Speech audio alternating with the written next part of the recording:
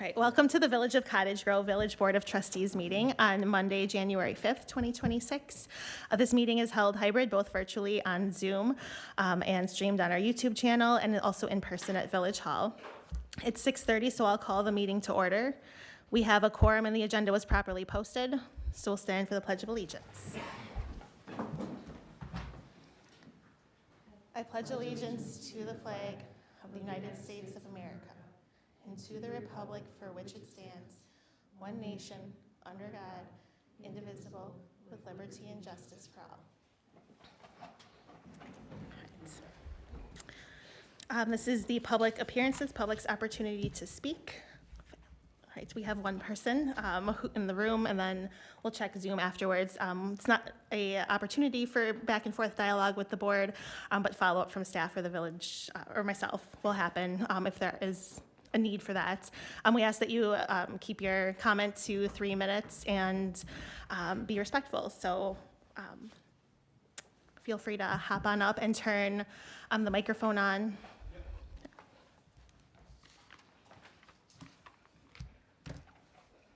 And then you can just state your name and address for us as well. Thank you.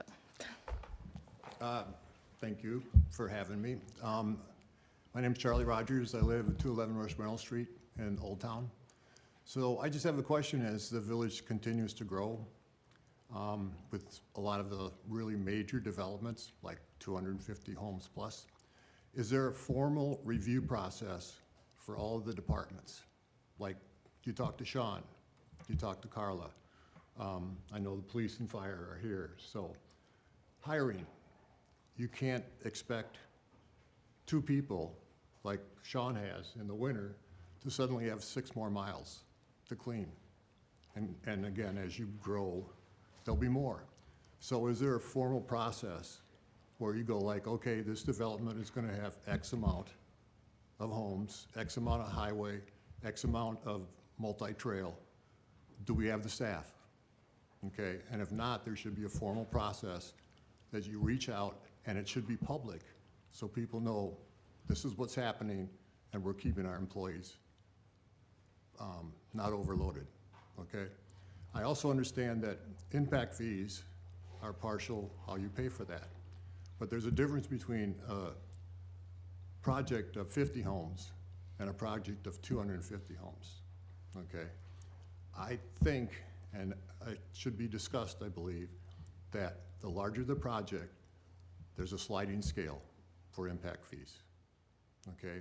Because 250 homes is gonna create more roads, more multi-trails, more parks, more utilities, but if you don't have the staffing or the money to pay for them, where's it come from, okay? So I would just like that discussion to be public, and that's it. Thank you. Great, thanks, Charlie. Is there anyone else in the room that would like to speak? Is there anyone on Zoom that would like to speak? Okay. All right, then we'll move on to discuss and consider the minutes from the village board meeting on December 1st, 2025, and the joint village board and town board of supervisor meeting on December 8th, 2025. Both of those meeting minutes are linked in the agenda. I would move approval of the minutes for both meetings as presented. I'll second. Any other discussion? I just have a question, and it's more style, I guess, than anything, not necessarily content. But I noticed, like, under public appearances, we use the language for people who support a project to say they are present to support a project, and then we say for the people who oppose the project, express concerns. And so it's just kind of a language thing that it would be good if somebody says, I oppose this project, that we use the same word that we do on the support side. Just a style thing I'd like to see in the future. I think we can make a note of that and discuss with legal and then make appropriate changes as we can. Okay. Yes. So, I mean, even the minutes, they don't necessarily have to go into the public appearances and what was said. Like, you could say people just spoke, I mean, typically the minutes just have to reflect the actions of the board. So the content, it's really discretionary for the board how much or how little you want to include as far as details go. We can have a conversation after the meeting about that, but thanks for bringing that up. Any other discussion on the meeting minutes as presented? Otherwise, all those in favor? Aye. Opposed? Abstain? Motion carries. New business, discuss and consider ordinance 01-2026. Don't we have to do the joint meeting, or did we do that? It was a combined Oh, motion. yeah, sorry, missed that. You want me to take it, Chief? Sure. Okay. So basically, this ordinance adopts certain state statutes by reference, and therefore they become enforceable by the village at the local level. So specifically, this deals with battery. The issue that came up is the statute numbers were changed by the legislature, so those references were no longer referencing the correct statutes. So this ordinance just updates a few other statutory references that are out of date, and it kind of ties into the next ordinance about trying to maybe streamline things in the future. But this doesn't change any content of the ordinance, it's just strictly updating statute numbers. So it's more than just battery, it's the three, used cars and prohibited Yes. acts, okay. Yep, we Okay. were originally just looking at battery, but we looked at all of them and noticed that those were out of Okay. date as well. I would move approval of ordinance 01-2026. And I'll second. There's a motion by Severson, second by Murphy. Any other discussion? All those in favor? Aye. Opposed? Abstain? Motion carries. We have discuss and consider ordinance 02-2026. So, because we adopt ordinances that reference statutes, and as we just saw, some of those statutes sometimes change, internally there was a discussion of, well, could we do an ordinance that just allows staff to update these rather than bringing it back to the board for approval of just changing statute numbers? And that way, if there are some things that are really important, we can get them changed right away. So this would just allow staff to change statutory references in the code if they are changed because they're recodified or new regulations come into play. So sometimes, like the building code, it used to be referenced as like the commercial code, and that no longer exists. It's now DSPS. So things like that happen all the time, unfortunately. So this would just allow staff to do it without bringing everything back to the board. And by staff, do you mean like in concert with legal? Yes. Okay. Yep. Okay. Just clarifying. I'd make the motion to approve ordinance 02-2026. Second. All right, there's a motion by Murphy, second by Severson. Any other discussion on this one? All those in favor? Aye. Opposed? Abstain? Motion carries. We have discuss and consider the special event permit for the Wisconsin Youth Company.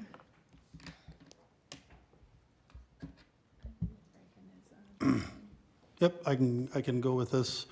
Wisconsin Youth Company is looking to do their second annual pickleball tournament at Bakken Park again this year. They're seeking approval to do it on May 30 and 31, which unfortunately coincides with a large rugby event that's happening at the same time, actually on May 30th. So they are seeking approval to run that tournament over a 2-day period. So that's in a nutshell. Did this occur? Reagan is here if we need to ask her any questions. Did this event occur last year on the same weekend as the rugby? It did not. Okay. It did not. And we have our new kind of revised parking plan in place, and that would happen that weekend with the extra overflow parking and the signage. Correct. And then I think it said in the application that the pickleball tournament had used the pickleball parking lot, and that seemed fairly sufficient. It's 100-ish participants. Correct. Okay. Yes. They did not use hardly any overflow parking or any street parking at all. We did not have the overflow parking for their event last year, but they didn't use mostly in the parking lot itself. Okay. So you said there was about 100 participants last year, do they expect about the same? Yep. Reagan, is that correct where you were at with registrations?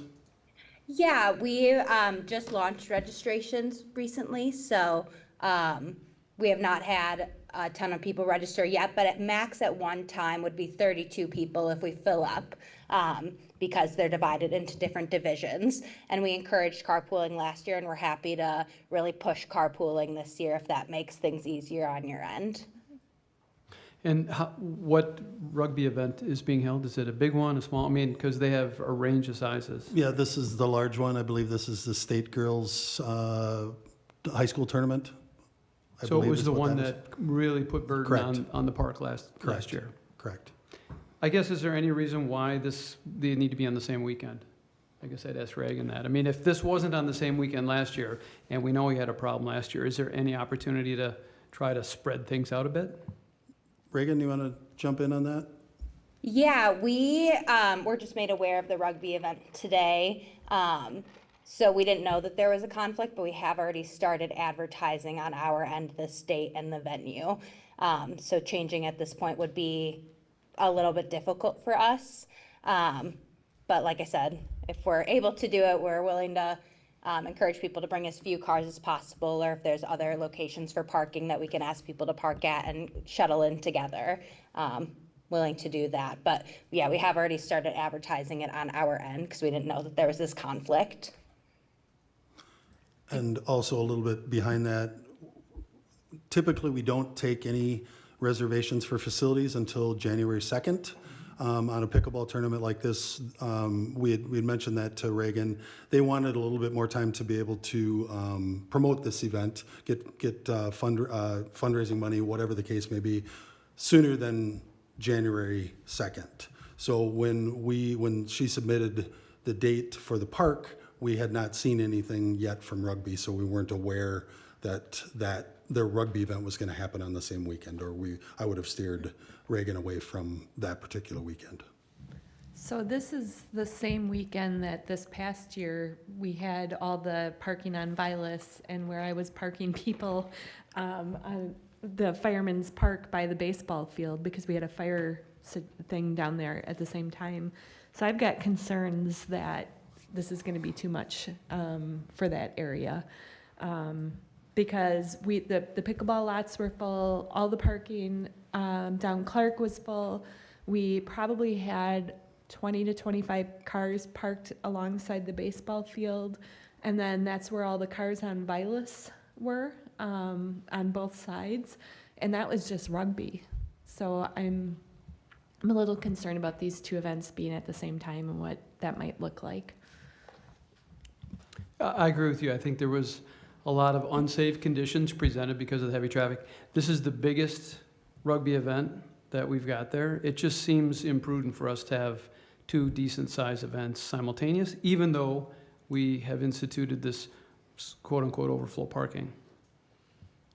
Sean, can you remind the board how many cars can fit in the new overflow parking? Total with all the lots, I gotta check on that. I can get back to you quick. In the overflow parking, overflow. easily 300. And we didn't have that before? Correct. Okay. Correct. I guess that alleviates some of my concerns then. The intention would be all the cars that were parked on Vilas now would shift over to the overflow parking.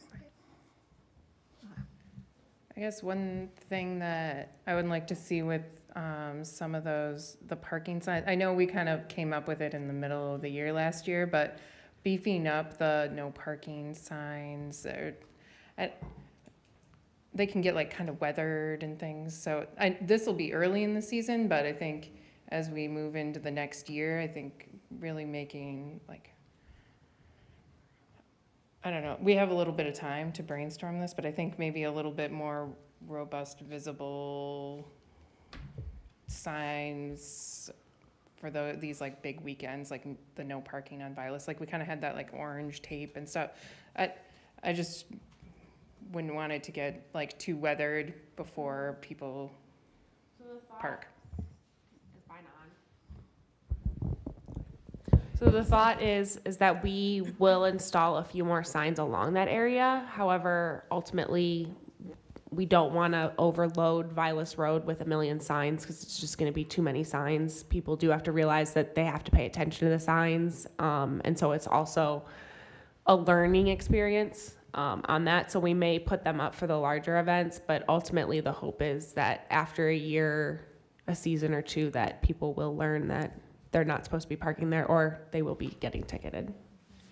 This might be different though, because it's the state girls tournament and it brings people in from across the state. So it's not like people who are necessarily used to coming to Cottage Grove and in that particular area. I mean, this is really a tourism draw, which I'm guessing this pickleball tournament would also be. So, you know, I think about, do they, you know, we would like for them all to have a good user experience and not be frustrated. And I know when I was parking vehicles, by the baseball field, people were irritated because they had been driving around for a little while, and then what happened with rugby is people left for lunch and came back and then couldn't find a parking spot. Like it was a lot. So, you know, if there were a way to find a different weekend, that would really be my preference. If a lot of people aren't signed up yet, I think, you know, that opens the door to that.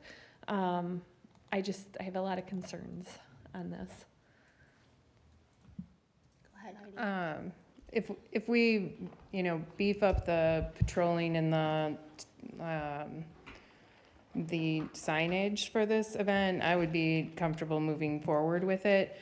I mean, there are other places people might have to walk, you know, a few blocks, park on Progress and walk over. I mean, this is a large event and people are headed to a large event. They can't expect to park in a front row parking spot. You know, they could drop off people they ride with and walk. You know, there's lots of festivals and things that happen all over the entire Dane County area, and you know, people find a place to park, and we have to set the stage for them to do it safely. And I think if, you know, we kind of beef things up a little bit and make the overflow parking apparent on where people need to go and how that flows, I think we've set our safeguards to have people do this in a safe way.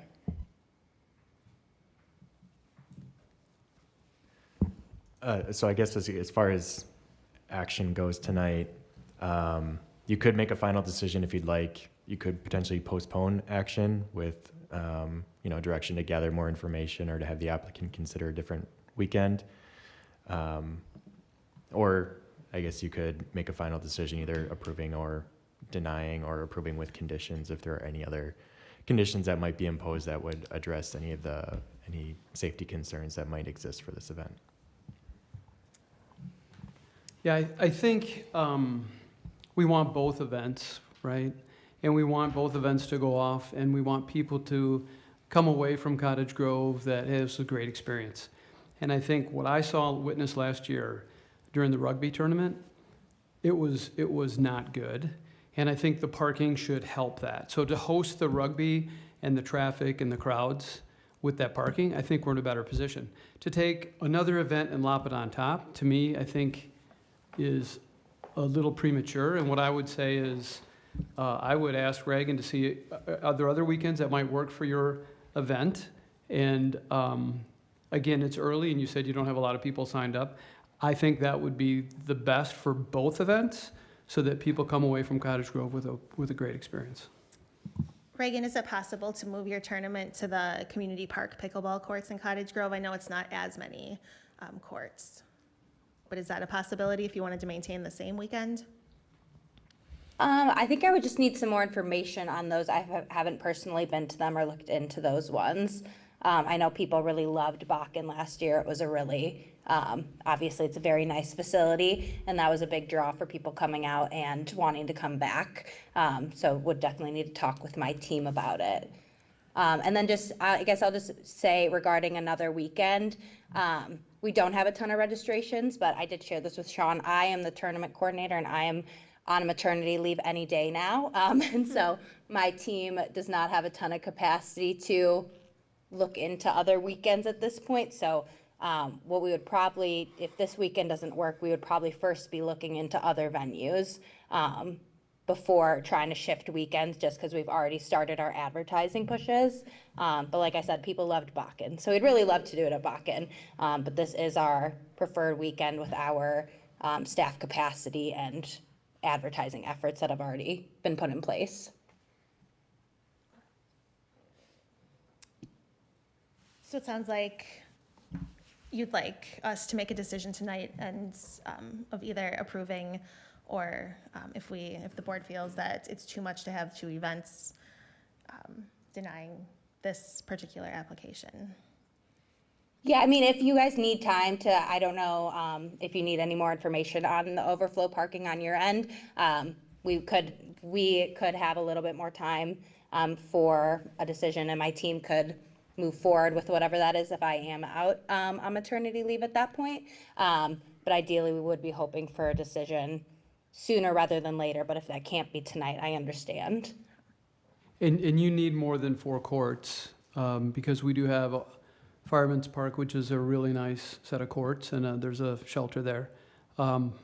If you've got 100 people, it would seem maybe that's an option, or is that really not something you would consider? I think 4 courts, last year, was our first annual, and we have 2 divisions that run at once with our schedule. So 4 courts is pretty limiting because we would only be able to run 1 division at once, which would double our schedule time, and we take up most of the day, Saturday and Sunday.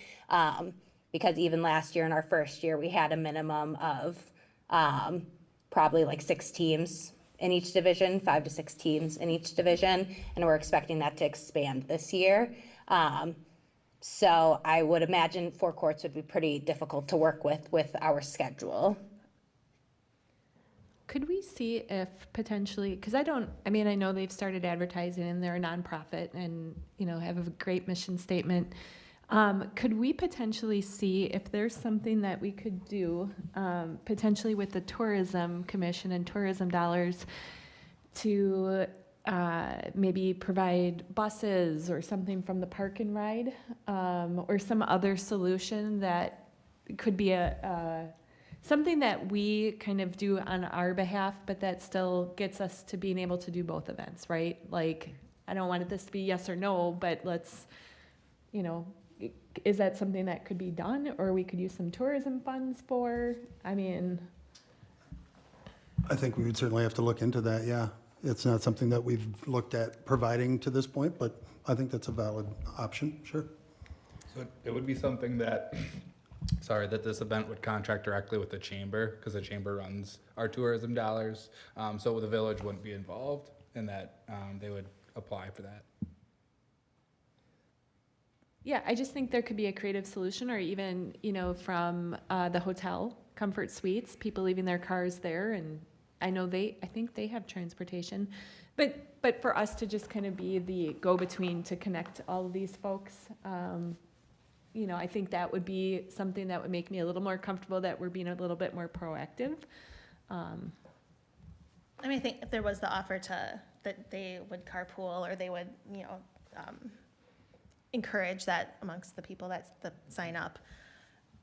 I guess I'm wondering, with the overflow parking of 300 cars, plus the pickleball courts of however many stalls there are, plus Bakken, plus the street parking, plus Fireman's Park parking, I can't imagine that these 2 events, especially with 50 cars from the pickleball, is going to make a dangerous situation. All I know is that last year, if you went over there, it was not a good situation, and Chief, you can attest to that. I guess the overflow parking was designed to help accommodate that situation, not accommodate the situation and then add more parking load. That's kind of my take. And I know that there was an email this summer where we added up all of the stalls that were over there. And if we could maybe find that. It's I'm hard to looking for that pull it right up now, right now, yes. but I guess I've got concerns, but, obviously they've started promoting the date, which is unfortunate, before the application came through. But I think if we can be proactive and creative that weekend, and maybe even help with some messaging that rugby can give their folks, and the pickleball tournament can give to their folks. And then we can measure it and see on that weekend, how did this turn out with these two events? And go from there. Yeah, I think that there was a parking map created.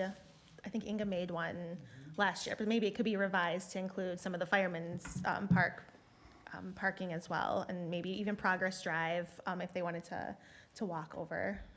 That would be an option. But I do feel like there were hundreds of spots. 369 is what's available currently without any overflow parking, in which we could easily get another 300 cars in there as long as they were parked correctly. That number makes me feel, much more comfortable with the two events running. Heidi's shaking yes. Well, I actually had What's a comment? it looked like Chief Gary might have had something to weigh in on the, All I was going to reference was last year, the concern that was brought forward was related to Vilas Road. That has been addressed. The traffic on Grove and Clark, we received no calls or complaints about whatsoever, nor were we asked to do any traffic control or direction out there. So I can't speak to any concerns that somebody had or expressed in that regards.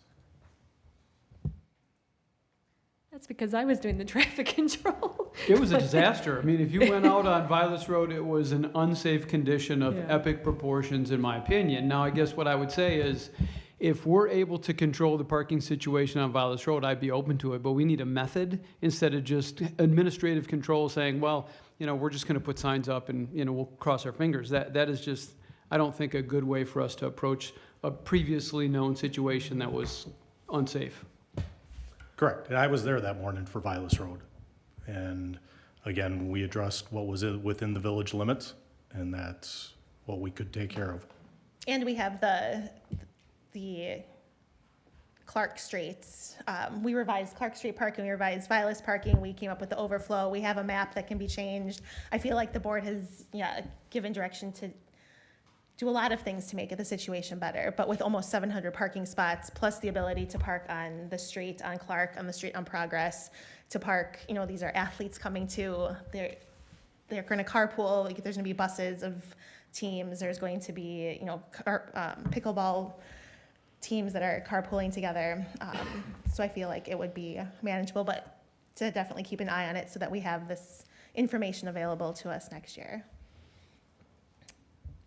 the other communication, buses of teams, that's for the rugby. I guess the other communication that will be important here is the rugby. So then after the bus drops the team off, that they aren't, parking across 12 stalls on Clark Street. So, I think we, with the proper communication tools, I think that we can make this go through successfully with the new things that we've implemented in the last year and,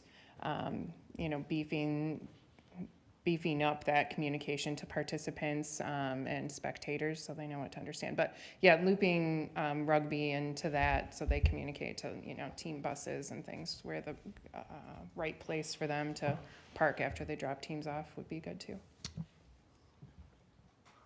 I was also going to mention the changes on Vilas Road and Clark Street. My biggest concern, I guess, would be losing it this year and then just not getting it back in future years. I don't want this to be something that we lose because, I feel better about the parking. I'm also concerned about the parking, but I feel better about it with the overflow parking. And I just think it would be good for the people who live here and the businesses that run here to make sure that this event continues to be held in the village.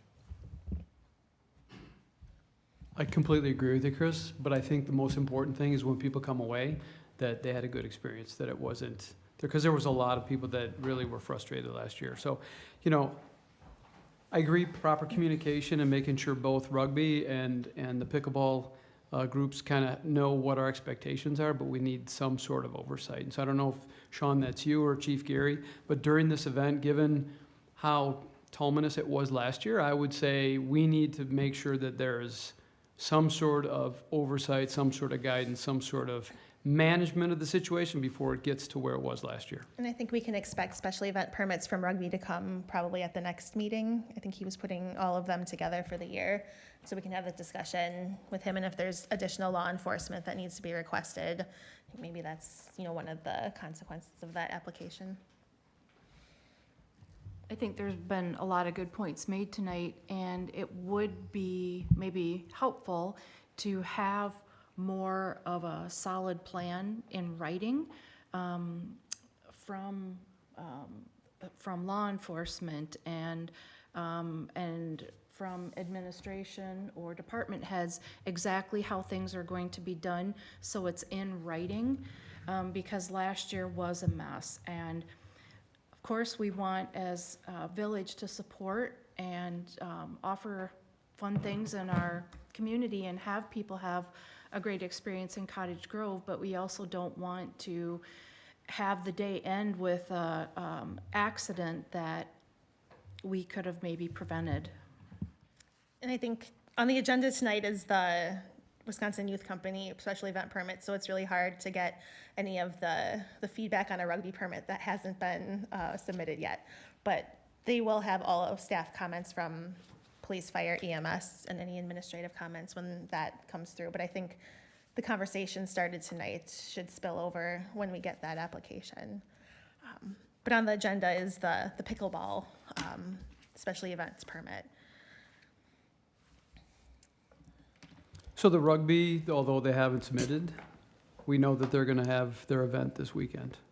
Correct. They've asked us for a shelter reservation on May 30th, so that means that's what that's for. They just have not submitted the special event information yet. And Friday was the first day that they could have submitted. For the shelter reservations, yes. Okay. Yep. And we also have because the land was sold to rugby years ago, so we have sort of an outstanding agreement with them that basically says they have to get us their dates by January 1, so they've done their job by getting in the reservation as soon as they could. And if I may, also just some explanation as to, you could look at this and go, okay, Wisconsin Youth turned in their permit first, so they should have first right of using that facility. The way that we kind of operate with Bakken Park is the village has precedence, then it becomes a school district, then it becomes rugby for anything within that park. So rugby would get preferential treatment over Wisconsin Youth Company in this scenario based on that agreement that we'd had in the past. So I can't even just look at it and go, Youth Company submitted theirs first, they're good to go. It's not like we can kick rugby out of there anyways. So, and I might be not even hearing this correctly, because I think both events are certainly important, and they were not able to the youth group until after the first of the year. So again, I might be hearing this incorrectly, that really it's on our end that two things were booked at the same time, that maybe the scheduling wasn't looked at in full before giving the youth group the okay? I don't think it's not a Parks and Rec, neither are Parks and Rec events, but the high school schedule probably got set, I don't know if it's WIA, probably in December for the spring, so they probably are just figuring out the end of year tournaments. And this is about what it was last year. And then in terms of, pickleball, I put on events too, and it's a year long. You pick a date, you make sure your committees are available. There's a lot that goes in, and so switching weekends is a big deal too. I hear that, but what I'm asking is that, yes, those dates are on the calendar, but somebody is looking at this and saying, okay, and yes, I hear that rugby has really the first pick, if you will, but was there an oversight when the youth group reached out and put their application in on our end? Sean, I'll let you answer that if you want. No, because that was the only information we had at the time, was they had asked to do it on that weekend, and there was nothing, that was the only thing that we'd had at the time. So it wasn't a conflict at that point.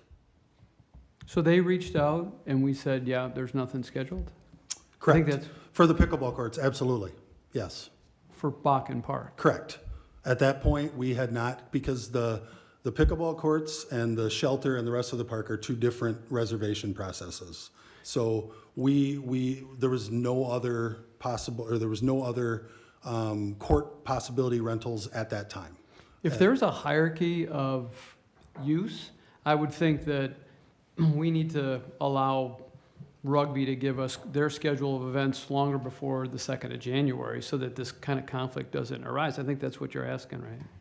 Yes, I'm trying to be, not point fingers, but this really appears to be an oversight on our end. And I agree, since rugby has first pick, then we should know sooner than 1st of January, so we don't run into this situation again. And I can maybe provide a little bit more background on why I think we picked January 1. So the agreement predates, I mean, this is like 20 years ago when the land was conveyed to rugby. And I think the standard custom was always January 1, they do that because that's when the park shelter reservations come in to play. So that's why that date was picked. And then the special event permit came along afterwards. So I think this is just one of those things that we find out along the way. And maybe we just go back to rugby and say, can we change our agreement to move that date back a little bit, just so there's more leeway given this the special event permit. Yeah, thank you for that information, Rick, but obviously there's great communication error here, and moving forward, I think that we somehow need to address, like you said, it's been 20 years, right? So things have changed over 20 years, and for hosting events like this, I think we do want to have appropriate and proper accommodations, so when people come into the village, that they leave with a positive impression. I would just say that I disagree that there is a big communication error. We have taken great steps to accommodate all the uses in the park. We've made a lot of changes last year. They might not be ironed out perfectly, but we have, in this process, we can ask staff to, include the maps to distribute to participants, bolster our communication efforts, increase the no parking information in areas where it's unsafe for people to park. We have taken a lot of steps to be able to accommodate to events like this, and our staff is aware that there are both of these events, and they have not indicated that they think that that is something that they cannot handle. So, we need to take safety very seriously, and we can do that, and our staff is prepared to do that. So, if they don't have a problem with figuring out how to accommodate 700 cars, I think that that's something that our staff can handle. So I would feel comfortable moving forward with this, with the direction to implement those tools that we started last year. Well, I guess we're just gonna have to respectfully disagree, because I'm not on the same page. Okay, it seems like this board is not in favor of the special event permits application for the pickleball tournaments. I would be in favor of it if we have some, a proactive strategy. So whether that's staff or just proactive messaging, tourism, something of that nature. I just want to make sure that we're doing all we can to be able to make it safe and a good experience. So, So and can I I make a motion to approve the special event permit for Wisconsin Youth Company and give staff direction to use the messaging boards, create a parking map for that weekend, and disseminate that, encourage the two events to disseminate parking information, encourage rideshare, and offer the information to Reagan about the tourism opportunities that exist in Cottage Grove. That's great. Second. Okay. There's a motion and a second.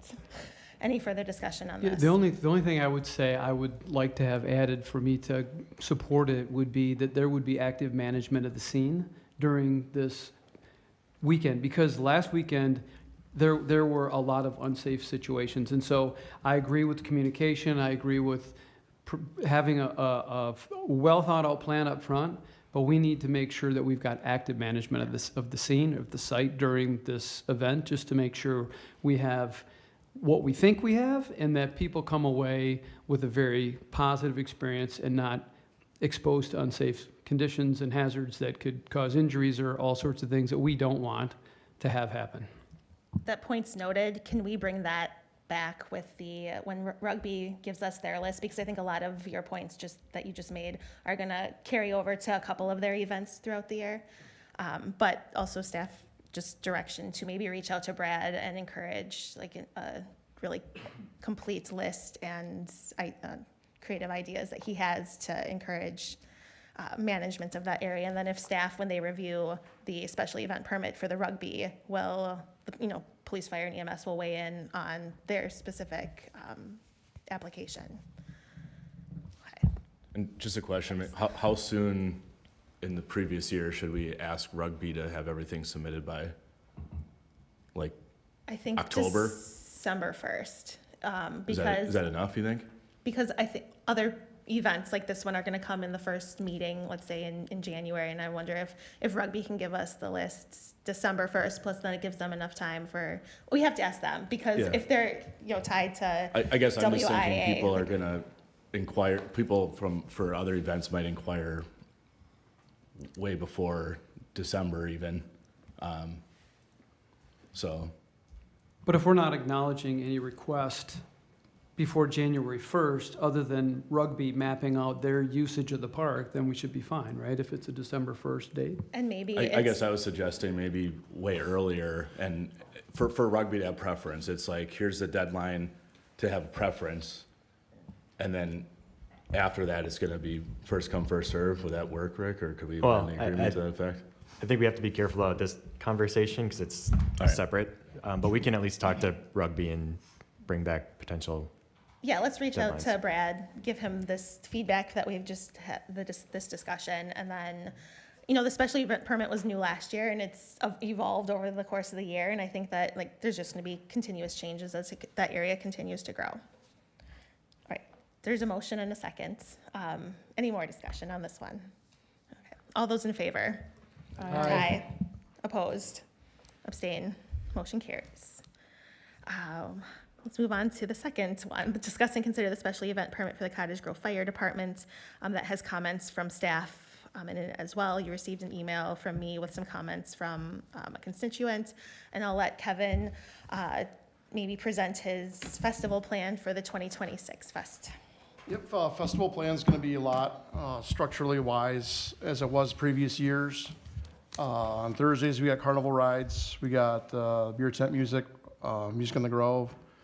Friday, we got carnival rides, old timers, the beer tent, music.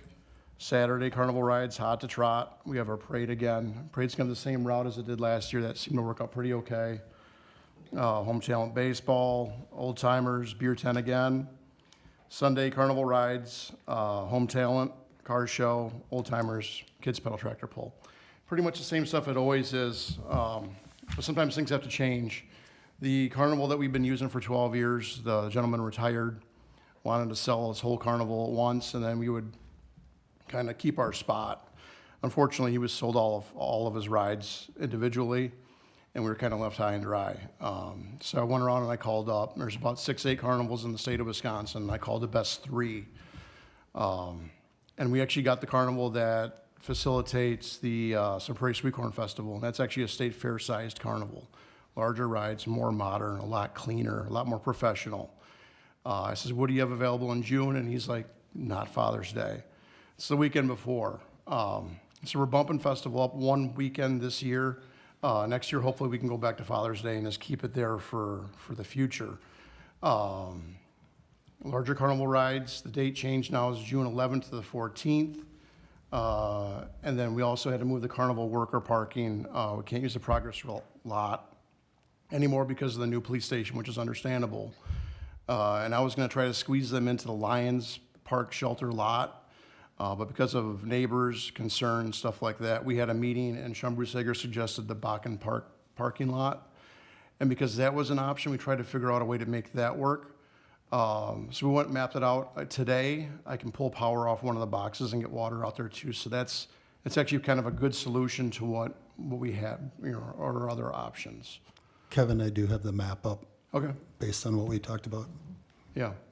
So the Lion Shelter parking lot was like 60 feet by 160 feet, so then we went and coned that out today. So we lose about 30 parking stalls, but we have to park about 10 to 12 campers in there and whatnot, and that's plenty of room, so.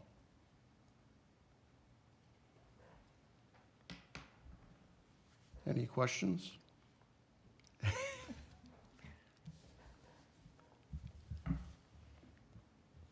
Anyone, Heidi, you wanna? Thanks, Kevin. I know it takes a lot of work to pull together the festival, and then with changes this year, you know, even more. So I really appreciate you putting all the thought into how things are going to run. I guess one thing I was wondering about is the overflow parking, and when do you plan on setting that up? If we'll be able to accommodate those tryouts and like. Yeah. You know, just We had figuring that out. same, we never had that issue before until last year, because Father's Day came early in the month. But to alleviate or to avoid that, I talked to Sean almost instantly when we booked the carnival, so we could reserve those fields. And I mean, we'll hold out until Tuesday, if we have to, Wednesday, to pound those fence posts, because we have to have that overflow parking in place by Thursday, for teen night and whatnot too, so. Thank you. Yeah, thanks for all of your work. Yeah, It's an appreciate important that. Thank event you. for the community, so thank Yeah. you. I think one of the conflicts last year was that, right, with the Monona Grove Soccer Club has their tryouts, and that is dictated by their governing board, not the club itself. And because if festival would have been on Father's Day weekend, we wouldn't have any conflicts, but because it is a week early, there is that conflict again. And I know that there's still, I think girls state soccer is still running that weekend, and so some of the other fields in Cottage Grove aren't available. And I was wondering if we could amend your application so that the use of those soccer fields would be available to Monona Grove Soccer Club that Monday and Tuesday, and then Wednesday, put the stakes up for the overflow parking, Yeah, if that would be a possibility. Monday and Tuesday would be fine. We would just put the stakes up Wednesday morning instead of Tuesday evening. And we're all volunteers, and we use our evenings, Monday, Tuesday, Wednesday, put all this stuff up. So all of the people around, we could do it on Wednesday morning, yeah. I think that would alleviate a lot of Yeah. the issues there. The other big user of the park is the Miracle League, and I think that there's a request or a suggestion from Miracle League to try and reserve some of those parking spots then maybe during a time frame 4 to 8, so that they can still use the fields, and then their participants can park close to where they'd have access then. And I don't know if there's. It is our goal to get our parking area set up as soon as we can, so that if there's a Miracle League game or people want to go to the splash pad or anything's going on, they can use our overflow parking, so. And I think specifically for Miracle League, having the stalls designated up by the shelter that are reserved between a certain time period, is that something that is a request that Yep. we should include, maybe giving direction on that tonight as well? When I talked to Bill, he, as Bill always is, he was very low-key about, I told him we're gonna, in this current setup, we'd lose 32 parking stalls. He had just asked if it would be possible to Monday, Tuesday, Wednesday, if not Thursday as well, just have somebody there that made that preferred parking went to Miracle League participants as opposed to anything else. Now, the festival itself doesn't start until Thursday. Is that correct, Kevin? Correct. Yeah, so Monday, Tuesday, Wednesday, it's probably not that big of a deal. It just comes down to Thursday and making sure that we can get the Miracle League folks in there as needed. As Cindy mentioned, we will be doing some improvements down there. So this whole, what would be the eastern edge is going to be, that will all be accessible parking as well by the time this event happens. So we will have more accessible parking stalls, minimum. So that was Bill's request, is if there's some way that we could just give preferential treatment to Miracle League participants. And I said that I talked with Chief about that, and that seems like it's a board decision to make a decision like that. Yeah, I mean, Sean and I, we work really well together as far as parking and trying to find solutions. So like today, he called me up and then we met down in the park and then figured out how many parking stalls and stuff like that. So whatever he needs, I kind of try to give him. So the note that you'd sent us, Cindy, FC has tryouts through June 13th, so how does that overlap then, starting on Thursday, or would they have to go somewhere else? They'd have to go somewhere else. And last year, they did the same thing, where they only had tryouts that Monday, Right. Tuesday, I think, and then we switched them over to GDS and Glacial Drumlin, yeah. and Taylor Prairie for the rest of their tryouts. But I think there's a conflict with GDS this year, unlike maybe the high school girls have. There's some. Right. It was all a surprise. It was short notice last year when we kind of discovered that, so at least now we can plan for it. Right. Yeah. And the conflict a little bit is that they have a certain window, as Cindy mentioned, to do their tryouts in, and it's also during, I believe, the girls play in the spring soccer. I'm not positive, but it's within the soccer season, so they have to coordinate and make sure that everybody can get there, and that's why it's such a tight window. And also, with the high school season going on, GDS is not available for them to use at that time. It does look like if you installed it on Wednesday, that the soccer club would be able to Then that's to what we'll manage do. that. That would be great. I was just going to mention, I'd be willing to volunteer my time Thursday night to help direct traffic in the Bakken lot between, the Miracle League and such. I'll throw a safety vest on and do that. Also gets me out of the hamburger stand or Yeah, somewhere I mean, else. Well, I mean, when people come into the Bakken Park parking lot, I mean, the handicap parking goes to the paved area, then everyone else goes into the overflow parking. It would flow seamlessly, so. Do we need a special sign for that to show? I can or have we a sign good? made. Can you do that? Yeah. Okay, that would, Yep. I think would be helpful. Frank makes all of our signs, and I could just ask for that. Because we couple could use signs. that then Wednesday and Thursday Yeah. for Miracle League. And then, 100%. yeah. And Monday, Tuesday is probably, okay.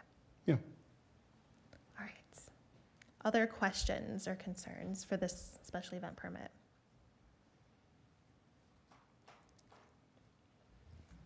I would make the motion to approve the special event permit for Cottage Grove Fire Department Fireman's Festival as presented. I'll second that.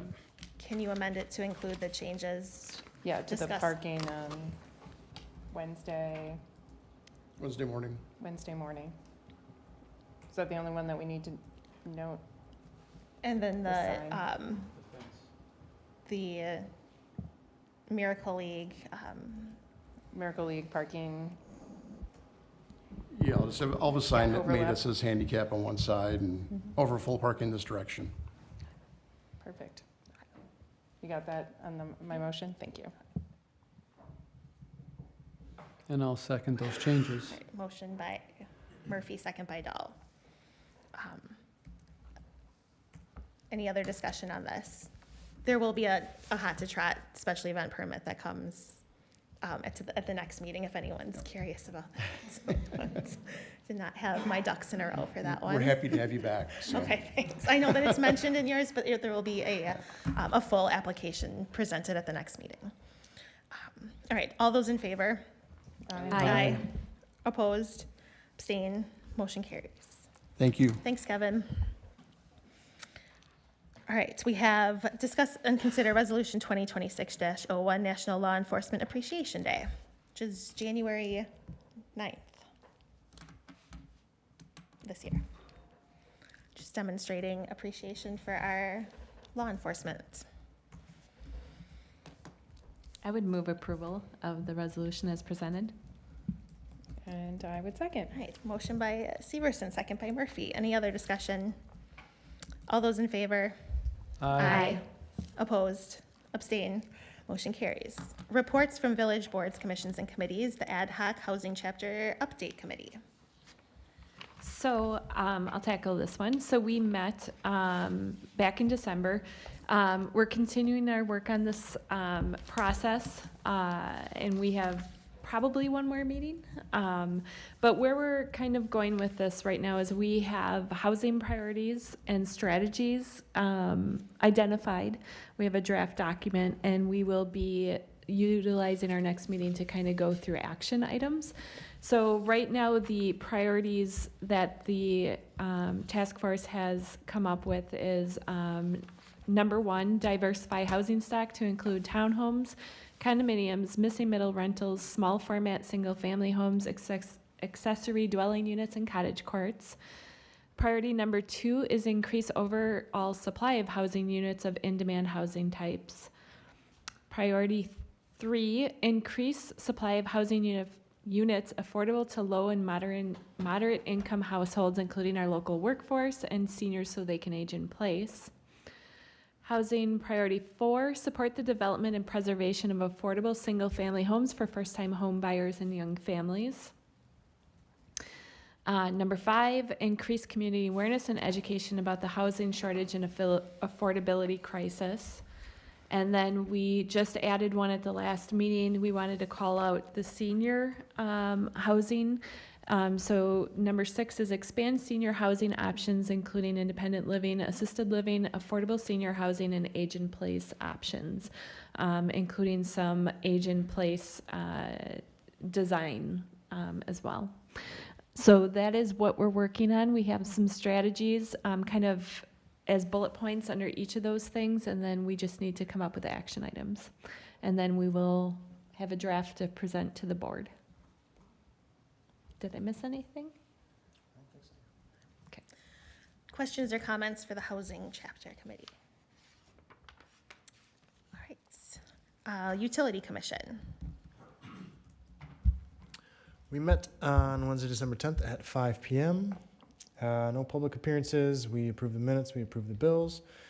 We talked about the sewer utility rate that has gone into effect. Did you want to talk about that at all, or we good? More than happy to. Do you want to just maybe touch on it quick? You're too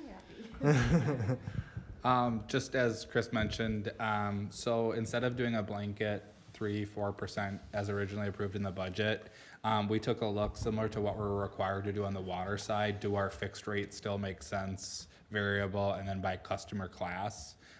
So that revision was presented the first meeting in December and approved to take place, which most customer classes were less than what was originally approved in the 2026 sewer budget. All right, and then we talked about some bit of nasty water that Westlawn 4th edition had, which should be good by now. We haven't gotten any additional concerns about that. I haven't heard from anybody since the week after Thanksgiving, after we did the flushing, so. Excellent. And then we got the director's report. I'll just try to touch on some of that briefly. The hydrant barrier system is up and running. Staff audited public versus private fire hydrants in the village. The authentic sanitary sewer, we're going to get a televising on that, which we didn't get last year, even though we were supposed to. So we should be getting the video for this year. Heyday is moving along quickly, as everybody has probably noticed. SCADA is substantially complete. Well 2 had its first advertisement and second advertisement, and bid opening will be on Wednesday. And that's pretty much it. Any questions? Then we adjourn. Then you can roll right into Public Works then. Fantastic. We also met on Wednesday, December 10th at 5:30. We approved the minutes. We talked about the Whistler Pacer ratings on the streets and roads throughout the village. We talked about vehicle traffic flows, capacity and safety on the streets, and then we also had a person ask to use the message board. It was a sort of an awareness message for type 1 diabetes. We as a committee, we didn't feel it rose to the standard of what we should have on our village board thing that we can change. I don't remember what it's called. Electronic sign. Electronic sign. There you go. Even though it was a good message, it's tend to be for events and things like that. So we didn't vote on it, but we gave staff direction to let them know gently that we were not going to do that. And the director's report is similar to utilities. The Public Works staff did complete 87 sidewalk panels throughout the village. by the end of fall. They're working on stop sign and official traffic map, stop sign policy and official traffic map update. And they are in full winter mode with all the plowing and stuff that we have needed so far. And we will start the 2026 street and ped improvements project soon. Anything else, Kyla? Comments or questions for Public Works? So the drawings of the improved intersections on N and TT, that's going to be in later January, early February? Yeah, under Amazon facility, it talks about the roadway improvements. Yep, the Friday before Christmas, Amazon's developer engineer sent over drawings. So because of the holiday and due to the 300+ plan set, we are in the process of reviewing it. So there'll be an update, likely there will be an update at the February Public Works Commission. So Great. One other question I had is the traffic radar stats. So I noticed the board now is on School Road, at the top of School Road, heading east. And I guess if it's intended to control speed, your speed comes up and people slow down. If it's intended to get a good snapshot of the reality of traffic patterns and speeds, is there a way to shut that off and just collect data? Because to me, you're getting two things there, right? So you're actually talking about two different speed radar trackers. The one that you're discussing is the one that PD deploys. The one that I deploy is hidden. It's a box that I try not to tell people where it's located, so then you can't alter your speed and your vehicle patterns. So you got good data and you got good enforcement. So perfect. Thank you. Any other questions for Public Works? All right. The library board met on Wednesday, December 17th. We approved our minutes. We discussed our mailer that will go out towards the end of January here that is highlighting who we are and all of the programs we have middle of January through end of May. We approved the MOU with McFarland that does our Zoombini, which draws 50, 60 kids at a time, and is if you go to any library program, you should definitely go to Zoombini and watch that. We had our kind of annual programming workshop where we kind of set the stage for the next kind of semester coming up. We're probably going to end up doing a couple of workshops each year, so we've divided the year into trimesters where we do spring, summer, and then fall, winter. And we've got lots of things on our list. We approved our bills, and one thing that we did update the board on was that we had met, actually a large group of us had met with Glen Grove leadership to kind of restart programming there. There's going to be a resource fair so that they have a good idea, their residents have a good idea of what's going on in the village and the services that are provided. And we're going to be disseminating a survey to their residents to kind of get a better idea of what they want to see there and how we can kind of better serve that community. Our next library board meeting is on the 21st at 6:30 because of that resource fair. So, Can I just add something? I met with Monica, the library director, about doing some joint programming with the Cottage Grove Historical Society. So we are collaborating on that as well. Yep, so I think the Badger Talks, that opens us up to having a little bit more opportunity to get some of those UW professors in to give talks actually here in Cottage Grove. Yep. And so that'll be on the programming list too. All right, Deer Grove EMS Commission. We met on Thursday, December 18th at 6:30 in Deerfield. We started off with a badge pinning ceremony for a new EMT, Kiana, and for the two new lieutenants, Ross and Corey. We approved the November financials and bills. Got an update on the new vehicle, replacing the response card. It should be here in February. We discussed the updated contract for SSM Medical Direction Services. There were a couple small edits that needed to be done before we approve. We discussed and approved updates to policy 9.25 for vacation time for Deer Grove EMS. We discussed options for replacing the 2017 ambulance, which is going to need to be, I think the target was 2027. I think Chief Lang is on. it's a pretty long lead time, so it's something that we're gonna have to make some decisions and align on direction. We entered closed session, discussed some personnel matters with no action. We re-entered open session and we adjourned. Questions? Paul, anything else? Can I just add that, we had talked a while back about the government shutdown and the effect on Medicare reimbursements. So, we did see kind of just like a 1 month dip, but that seems to have rebounded pretty quickly and is back on track. So I just wanted to let the board know about that. In terms of the capital plan for the ambulance replacements, do you anticipate it getting shuffled around, or are you just making decisions on ordering sooner? No, I don't think, I think that's a 27 target, and I don't know, Chief, we talked about it, and there's a pretty significant lead time, but there isn't any budgetary impact at this time. Any other questions for EMS? All right, reports from village officers, village attorney, Nothing to report. village administrator. We have a retirement this month. Larry Cooper, Public Works Technician, 20 years of service to the village, so kudos to him and best wishes. Other than that, any questions on the report or the tracker that's attached?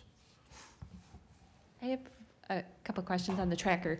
So, we talked about the ad hoc housing task force and how we're kind of working through our chapter.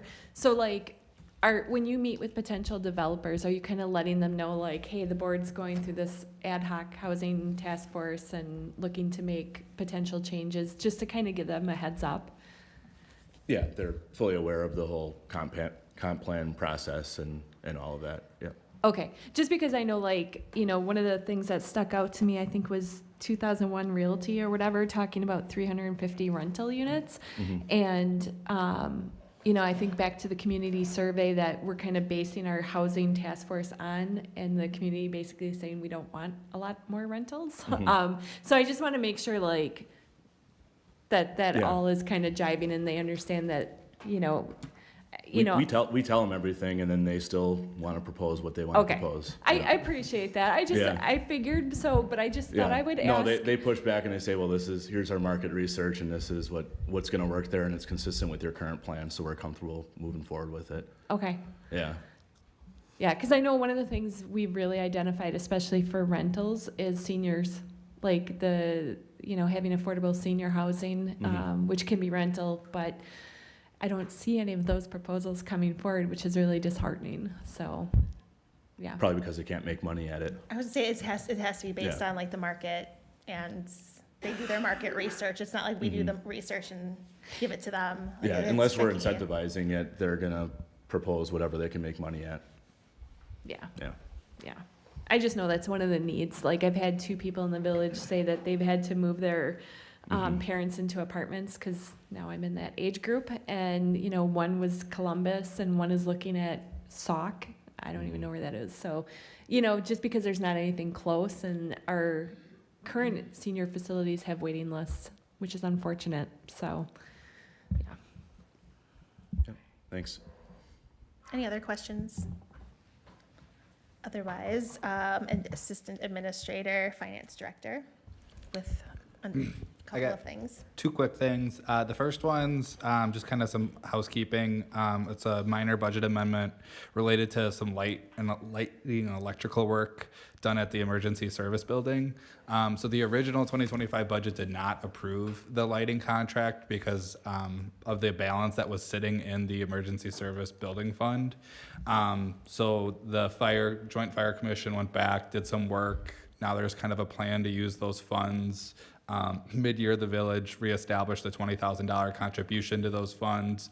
And this was just one thing that was missed from that. So there was $5,000 approved that the Joint Fire Commission wanted to reestablish. So this is to establish that in the 2025 budget. We have been billed for that, so I'm just bringing it forward to the village board. If the village board would not approve this tonight, the direction to Joint Fire Commission would be to ask that those funds come from the Emergency Service Building Fund, Repair Fund. So my recommendation, though, because we were kind of under in the 410 budget and the minor amount, that it's something that we can have in the 410 fund. I would move approval of the 2025 budget amendment, 2025-011. I'll second. There's a motion by Severson, and you can pick one. Dahl, I think, was louder. Any other discussion on this? Cameron, this electrical work is separate from the electrical work that was approved in last year's budget for the ESB?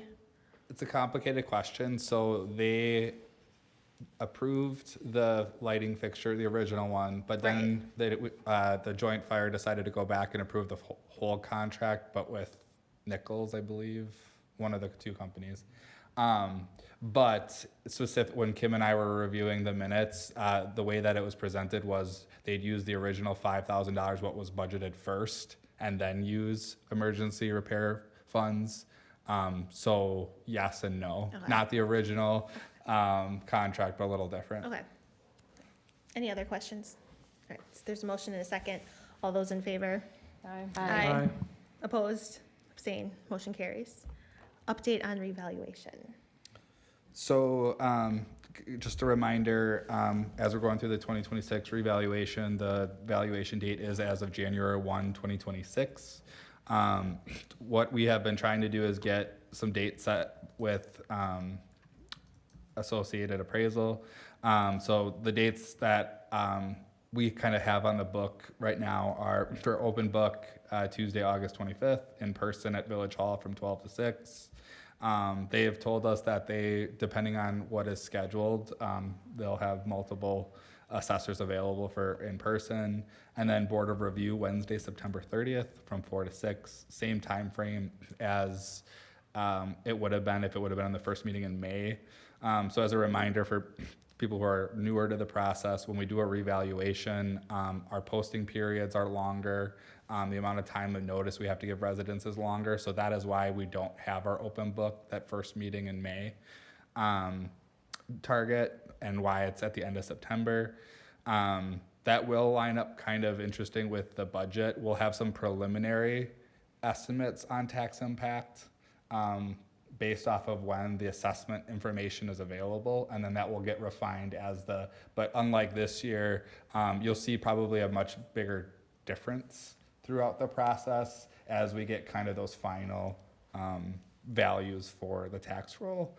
And then there's some additional dates. One of the things that I pushed back on was, okay, one day is great, but not everybody's available at the same time. So I did ask them to provide 2 additional dates. They right now have that as phone appointments from 10 a.m. to 5 p.m. on August 20th and August 27th. So this is just an update. If there's any direction or feedback you'd like me to share with Associated, I can take that to them. Can you just remind me when residents will be receiving their proposed assessments? July/August. Okay. So Thank you. we're starting to ramp up on communication. We intentionally kind of stopped communication after the tax insert so people weren't confused. My tax bill this year is because you guys did a revaluation. So kicking back up with social media posts starting in February, and then kind of a mailer, and then the official assessment notices go out end of July, beginning of August. And we approved that communication plan at the last board meeting. Yep. So, yep. One other thought I had on the additional appointments, and I just thought about this now, Cam. I know I looked at your memo before and approved it, but just thought about this now, is maybe adjusting one of those 2 dates or adding a third, but we could adjust one of these 2 maybe either earlier in the morning, 7 a.m. to 2 p.m. or go later one of the days, till 8 o'clock if they're okay with it, and start later. If that makes sense, to catch more people instead of the same time frame both days. I think that's a great idea. Yeah. Is there a preference one way or another? I'm not sure. Or we could Or even both, ask for yeah. we could even ask for a third, maybe. I don't know if that's reasonable or not. A third with a morning option. Could ask for a third with a morning option.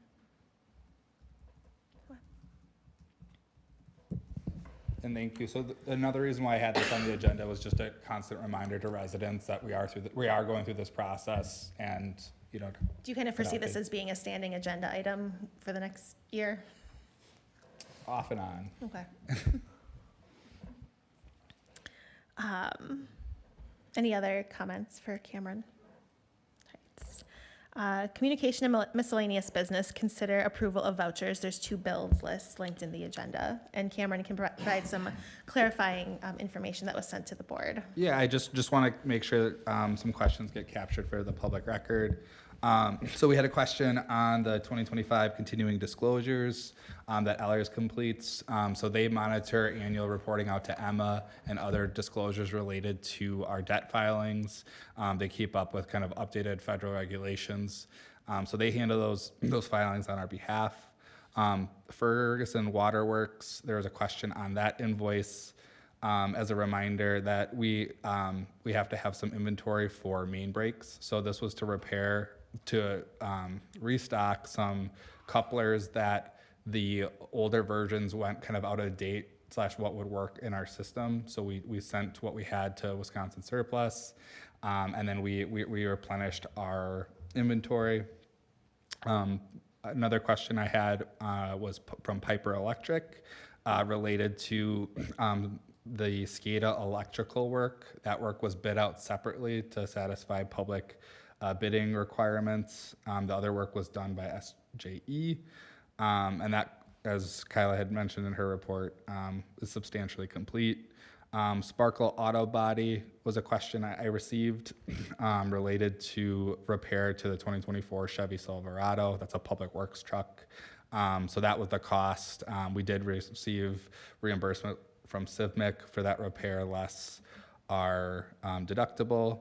Government Jobs, Inc. was a question. That invoice, that's for power policy. As a reminder, we adopted that for the entire village. The police department had that as a service. But through CIVMIC, if the entire village has it, we receive a 40% discount, meaning we'll actually get a cheaper invoice this year for having the whole village included, when before it was just PD. Minuteman Press Printing, when we went to monthly billing, just a reminder, we switched to outsourcing that because we found that what we can get for envelopes, postage, and production, the cost, it was costing us more to do that internally than to outsource that. And then there was a couple of bills for Village of Cottage Grove. Those are tax bills, so there's 2 big ones in that list. They relate to when we lease out a village or a village-owned property at fair market value, it cannot be considered tax exempt. So those properties and the TID that we're currently leasing out to tenants are taxable property. So we're paying ourselves, but the reason why we have to pay ourselves is because we have to pay the other taxing jurisdictions when we settle with the county. There's 3 very small parcels in the general fund that we pay the property tax on, roughly like $23 each. Then there was just a couple other ones. Pete, we had discussed the media, the APG media related to minutes that we can talk about in a little bit. Johnson, there's a question on the Johnson Block invoice and kind of the analysis on what makes sense for having as a managed service provider as opposed to hiring. So I provided some salary information, shared that there's $96,000 related to the annual costs related to the managed service portion, and the difference between the $112,000 total cost are kind of the subscription and other licensing and software. There was a charge for Casella LLC related to our semi-annual financial and accounting software and hosting charge. 2 larger charges related to executing the lease at 123 East Cottage Grove. That's going to be the community realtor, and the Stark real estate operation. And then finally, Mid-State Equipment, we entered back into that tool cap program for $9,200. And that was authorized through the budget up to $15,000, so we were pleased that came under budget. Outside of that, are there any other additional questions or follow-up? Otherwise, it's discuss and consider. I would move approval of the bills as presented. I'll second. Right, motion by Severson, second by Murphy. Any other discussion? All those in favor? Aye. Opposed? Abstain? Motion carries. Correspondence, like I mentioned in the library board report, we had a Glen Grove meeting between police and parks and library and administration, and it was really, I think, collaborative and helpful, and hopefully we've got some creative ideas moving forward to serve them better. And then the school board leadership did reach out, our superintendent reached out, targeting February, March, so that we would probably see some of those plans for the school reconfiguration changes that would, our portion or what we can take action on would come through plan commission and then village board in that time frame. Any other correspondence? I was just going to mention the board received an email from a citizen asking about flock cameras and bringing some concerns up about that, and I've asked for it to be on our next LEC agenda. Any other? All right, upcoming community events. Everyone's recovering from the holidays. All right, future agenda items.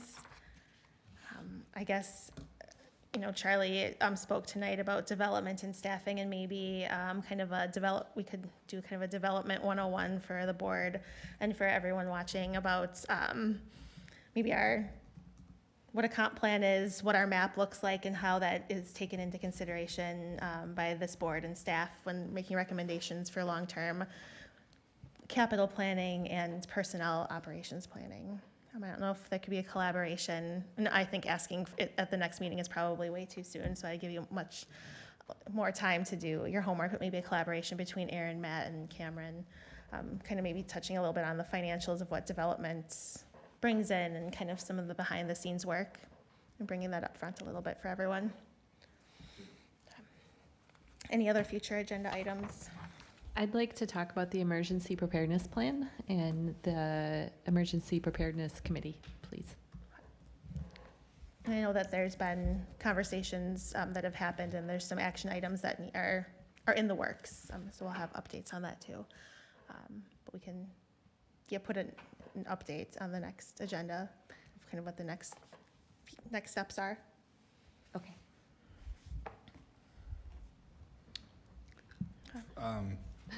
Not on the January 20th meeting, but in February, we will be bringing forward the borrowing related information for 2026 projects. That is compiling that information and getting that ready to take out our debt for public offering is a pretty extensive process. So that will be initiated by Ellers probably within the next couple of weeks here. So there might be some agenda items that are light on the financial side while we pull that information together. All right. You know, and I guess the only other thing, it's not a big deal, but I went back and forth with Rick and Matt and today in the bills, there's a small charge for posting our minutes or the outcomes of our meetings within the local paper. And according to the statute, and I guess, Rick, maybe you can speak to this, and maybe it just needs to be on the agenda to discuss and consider how we do that? Is that the? Yes, so because there's no newspaper that's like published or has its address located in the village, by statute, you're not required to publish in a newspaper if the board directs some other method of providing the minutes being posted or basically publicly displayed. So that requires a board direction though. So that would be something that the board could direct for putting minutes on the website as an alternative method, which is already on the website, so. So if we could have it, discuss and consider, Okay. that would be great. I'd second that to put that on the agenda. Okay. Number 10. Motion to adjourn. Second. All right, motion and a second, non-debatable. All those in favor? Aye. Aye. Opposed, abstained. Thank you very much.